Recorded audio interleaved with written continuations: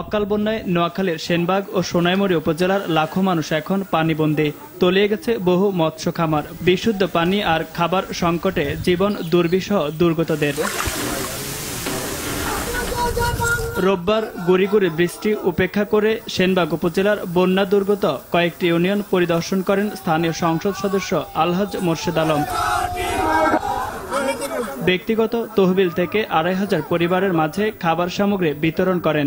এ সময় তিনি বলেন, যে কোনো দুর্যোগ মোকাবেলার সামর্থ্য রয়েছে সরকারের। এখন বাংলাদেশ যেখানে আসছে, বাংলাদেশ কিছুদিনের মধ্যে মধ্যমায়ের দেশে পরিণত হতে যাচ্ছে।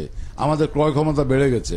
আমাদের দেশে এখন আর ইনশাল্লাহ এমন অভাব নাই। এই সরকারের নেতৃত্বে, শেখ হাসিনার নেতৃত্বে বাংলাদেশ এগিয়ে যাচ্ছে এবং এগিয়ে যাবে। এদের স্বাধীন করেছে আওয়ামী লীগ, বঙ্গবন্ধুর নেতৃত্বে, এবং এখন ক্ষমতা আছে আওয়ামী লীগ, এবং ইনশাল্লাহ বাংলাদেশে কোনো অভাব নাই, আপনাদেরও কোনো অসুবিধা নাই।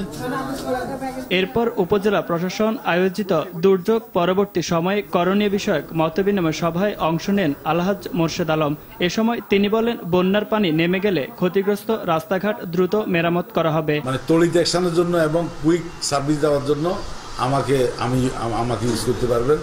এবং আমি ওখানে, যেহেতু এটা বড় ধরনের একটা প্রাকৃতিক দুর্যোগ হয়ে গেছে সেনবাগের উপর দিয়ে, সেহেতু আমরা সচেতন থাকতে হবে। বিভিন্ন ডিপার্টমেন্টে গিয়ে গিয়ে এখানকার যে সমস্ত কাজগুলি আটকি থাকবে, এগুলি আমরা বাইর করে নিয়ে আসতে হবে। তা আমি এ ব্যাপারে আমি সহযোগিতা করবো ইনশাল্লাহ। পরে নিজ গ্রাম নাটেশ্বর, বারোগাঁও এবং অম্বনগর ইউনিয়নের বন্যা দুর্গতদের মাঝে খাবার সামগ্রী বিতরণ করেন তিনি।